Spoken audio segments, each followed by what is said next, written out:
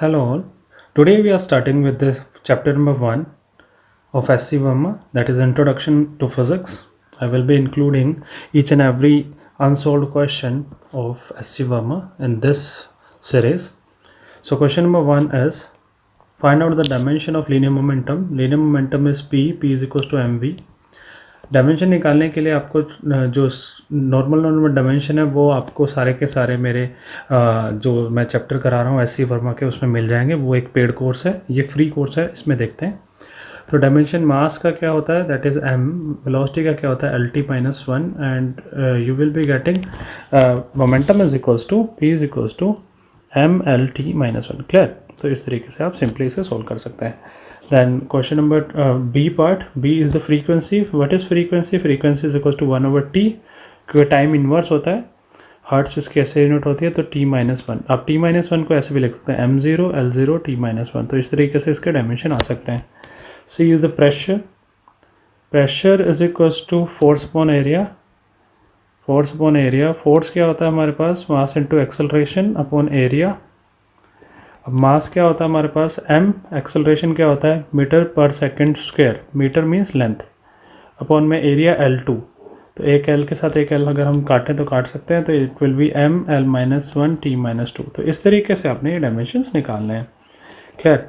तो अब अगर हमारे पास देखते हैं इसमें साथ में और कोई डायमेंशन इसने पूछा है, तो क्वेश्चन नंबर 2 पे आ जाते हैं। ये रहा question number 2। Find the dimension of angular speed, angular acceleration, torque and moment of inertia। ये चार चीज़ें इसने पूछी हैं, speed, acceleration, torque end moment of inertia. तो ये चारों चीज़ों के लिए आपको बताना चाहिए कि ओमेगा होता है θ2 - θ1 अपॉन t2 - t1। ये क्या है हमारे पास, ओमेगा हमारे पास होता क्या है, ये होती है एंगुलर स्पीड। तो speed equals to distance upon time होता है। इसी तरीके से एंगुलर डिस्टेंस जो होता है वो थीटा होता है, एंगल होता है। तो angle minus angle is angle, time minus time is time. तो एंगल की कोई हमारे पास डायमेंशन होती नहीं है, टाइम की होगी t, तो 1 over t that is t-1। तो ओमेगा आ गया t-1। Then alpha omega 2 - omega 1 over t2 - t1। फिर से वही ओमेगा अपॉन टी मान लेते हैं इसे एक तरीके से, ठीक है। तो ओमेगा अपॉन टी, तो ओमेगा क्या है t-1, और एक और t नीचे आ गया, तो t-2 आपके पास ही बनता है। Clear? Then torque, tau equals to f into R. तो f is equals to mL-t-2 और r एक l है, तो ये बन गया mL2t-2। तो इस तरीके से डायमेंशन बड़े इजी सा है, जिसने किया हुआ है वो बड़ा आराम से कर सकता है। मोमेंट ऑफ इनर्शिया का फॉर्मूला होता है mass into distance square. Body का मास और बॉडी का यहाँ से रेडियस जो होता है ये डिस्टेंस। तो मास क्या है, kg मीटर स्क्वायर, एक तरीके से मान के चलते हैं। तो mL2। तो this is the dimension of moment of inertia also. Clear? चलिए नेक्स्ट क्वेश्चन करते हैं। और क्वेश्चन नंबर 3 हमें क्या बोलता है वो देखते हैं एक मिनट के लिए।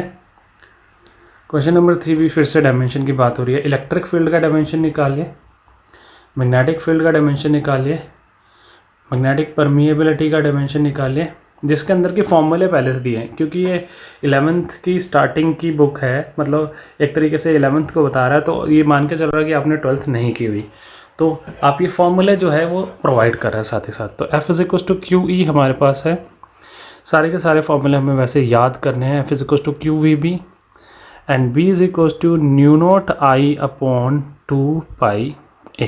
क्लियर? तो दीज आर द 3 formulas। तो we are starting with the fourth one, F is equals to Q E. अब F का हमें पता है, निकालना क्या है E का। Q के 2 फॉर्मूले होते हैं, Q is equals to I T and Q is equals to N E. ठीक है, यहाँ पे हम Q is equals to I T use करेंगे। तो Q is equals to I T into E. Then E को एक तरफ रखो, F upon I T. Clear?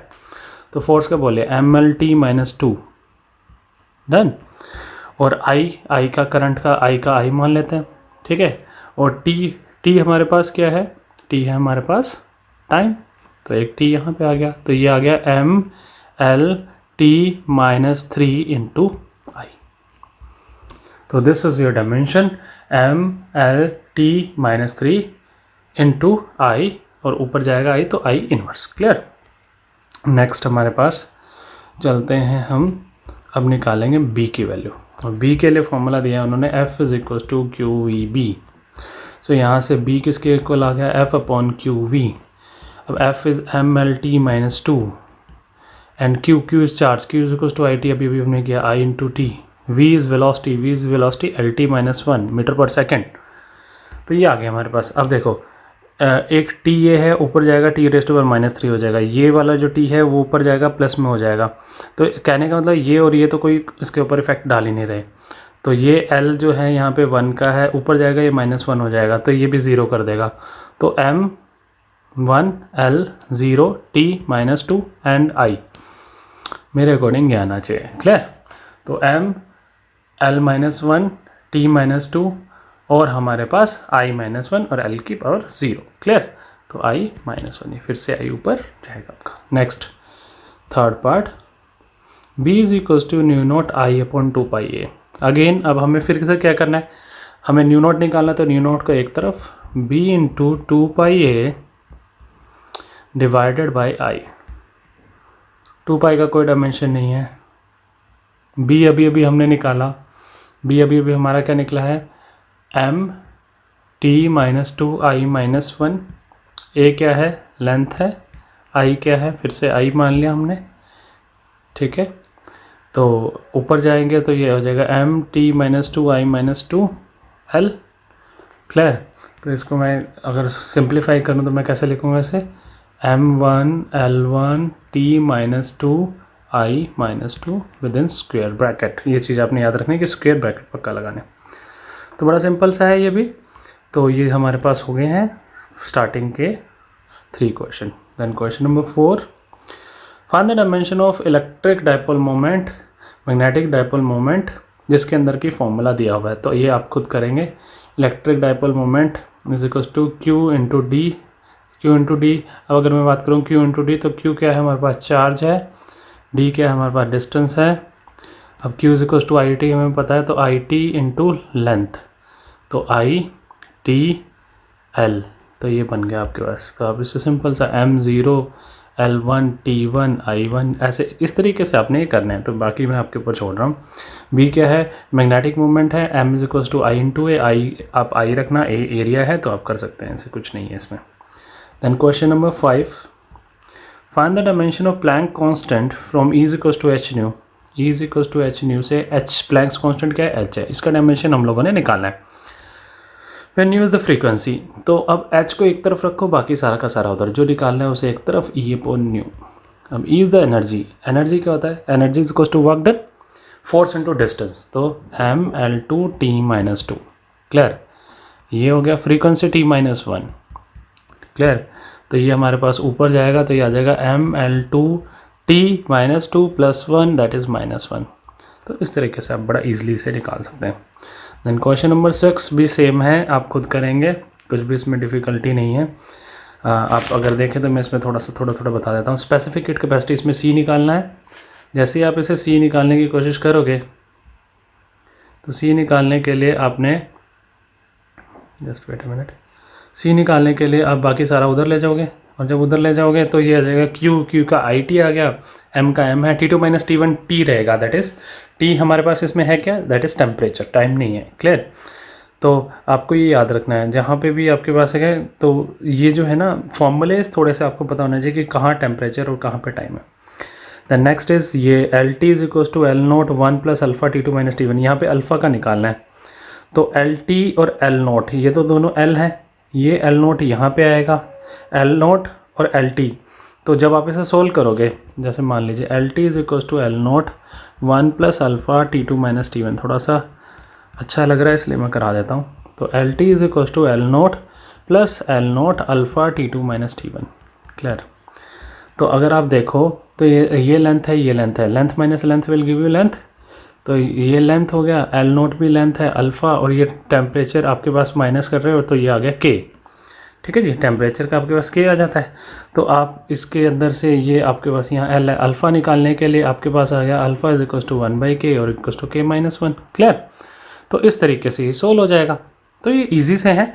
ऐसे ही सी पार्ट है, that is P V is equal to N R T, इसके अंदर से उसने आर पूछा है, तो R is equal to P V upon N R. N क्या है, नंबर ऑफ मोल है, तो उसे मोल रखना है। P क्या है प्रेशर, V क्या है हमारे पास volume, N number of mole, R Rydberg constant. Clear. तो आप इसको ना क्या करेंगे, प्रेशर वॉल्यूम और N इन तीनों की वैल्यू पुट करेंगे और आपके पास ये आंसर आ जाएगा। R नहीं, यहाँ पे T आएगा, T की वैल्यू पुट करोगे आपके पास आ जाएगा। तो प्रेशर का डायमेंशन क्या होता है, M L-1 T-2 volume L-3 L+3। ठीक है, वॉल्यूम क्या होता है, length into breadth into height, upon में N हो गया मोल और टेम्परेचर हो गया K। बस पुट किया और आपके पास आंसर। क्लियर। तो दैट इज ML2, आप इसे सोल्व करोगे यहाँ से और यहाँ आ जाएगा T-2 mole inverse and K inverse. Clear, इस तरीके से ये सोल्व हो जाएगा। तो इसी तरीके से नेक्स्ट क्वेश्चन नंबर 7 देखते हैं।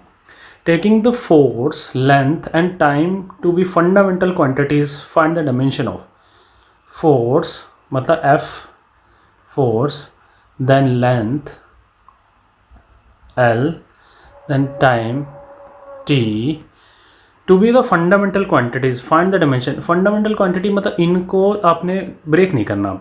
fundamental मतलब बेसिक क्वांटिटीज़ हैं ये नहीं है कि फोर्स को आप M×2 या ML-T-2 कुछ भी, मतलब जो भी आप है, ना ही आप फोर्स को ना वर्क डन को किसी को भी कोई भी वैल्यू पुट नहीं करेंगे, जो है वही रखेंगे। तो डेंसिटी उसने पूछा, डेंसिटी।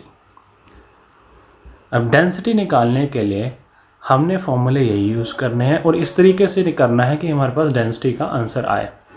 तो density is equals to mass upon volume. Clear. तो mass is equals to force upon acceleration upon volume. Force की वैल्यू F ही रखेंगे, acceleration is LT-2। Clear. Force क्या होता है हमारे पास, क्योंकि उसको हम ब्रेक नहीं कर सकते तो ML-T-2 नहीं करके F ही रखना पड़ेगा। एक्सेलरेशन होता है मीटर पर सेकंड स्क्वायर, तो LT-2। वॉल्यूम यहाँ पे फिर से हमारे पास क्या आनी चाहिए, L3। वॉल्यूम क्या आनी चाहिए, L3। आप इसे सोल्व करो तो F upon LT-2 into L3, that will give you F upon L4T-2। Clear. तो that is FL-4T+2, this will be your answer। clear है। तो like this you have to prove it। Same अब आप इसी के according आप इसको pressure निकाल लीजिए, इसी के अकॉर्डिंग मोमेंटम निकाल लीजिए, इसी के अकॉर्डिंग आप एनर्जी निकाल लीजिए। Basically what you required is the formula, pressure equals to force upon area, momentum is equals to mv and energy is equals to work done, that is equals to force into distance. तो जैसे आप करोगे, देखो force आ ही गया आपके पास, length तो length ही रहेगी, तो फोर्स इंटू डिस्टेंस, तो इसका तो F/L ही आ जाएगा। ठीक है। तो मास को उसने कुछ बताया नहीं है, V जो है आपके पास वो क्या है, वेलोसिटी। तो आप इसको फिर से वही mass equals to force upon acceleration into velocity करके आप यहाँ से निकाल सकते हो। ये फोर्स अपॉन एक्सेलरेशन है ही है, तो आप इसको भी निकाल सकते हो। तो इस तरीके से सोल्व हो जाएंगे। Then question number 8। Suppose the acceleration due to gravity at a place is 10 meter per second square. Find its value in centimeter minute square। अब ये सिंपल सा है, एक्सेलरेशन की वैल्यू दे रखी है 10 मीटर पर सेकेंड स्क्वायर, इसको आपने चेंज करना है, वो करना है सेंटीमीटर मिनट स्क्वायर। मतलब ये कि इस डायमेंशन को इस डायमेंशन में चेंज करना है। अब अगर आप चाहो तो इसमें डायमेंशन एनालिसिस लगाओ, पूरा का पूरा N1U1 इक्वल्स टू N2U2 करो, या फिर आप सिंपली एक्सेलरेशन को ऐसे लिख दो, acceleration equals to 10 metre upon second into second. Clear. तो 10 मीटर में कितने सेंटीमीटर आता है, 100, तो यहाँ आ गया सेंटीमीटर। सेकेंड में कितने मिनट आते हैं, अब देखिए 1 मिनट में 60 सेकेंड होता है, तो 1 सेकेंड में 1/60 मिनट हुए, तो यहाँ पे 1/60, तो 60 ऊपर चला जाएगा, वह मिनट बन जाएगा। फिर एक और 1/60, ठीक है, तो इंटू 60 एक बार और होगा। क्लियर। तो फिर आप इसे सोल्व करोगे तो आपके पास आंसर आ जाएगा। तो इस तरीके से आपने करना है।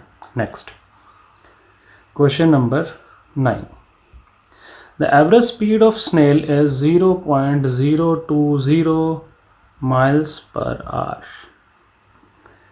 done, and for leopard it is 70 miles per hour।